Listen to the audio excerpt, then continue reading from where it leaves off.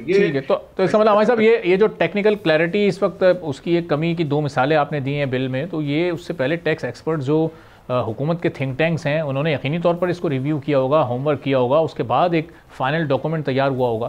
तो ये इतनी बड़े बड़े इबाम क्यों छोड़ दिए फिर इन कागजात में?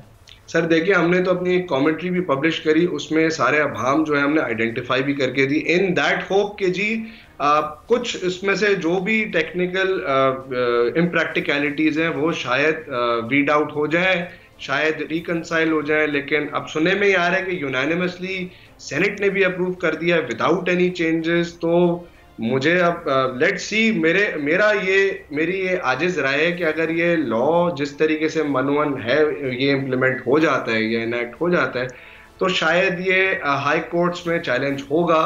क्योंकि मेरे ख्याल से इसमें कुछ ऐसी चीजें हैं, कुछ ऐसी शिकें हैं जो हमारे आइन में जो हमें फंडामेंटल राइट्स दिए गए हैं, बिजनेस करने के, प्रॉपर्टी होल्ड करने के, प्रॉपर्टी बेचने के, बिजनेस करने के, एक आपका जो है एक जो एट पार जो हर सिटीजन को ट्रीट करना होता है, वो सारे जो फंडामेंटल राइट्स हैं शायद इस कानून में कुछ ऐसी शिकें हैं उसको वायलेट करती हैं। मेरी आजिज राय, हो सकता है अदालतें इससे मुख्तलिफ फैसले दें।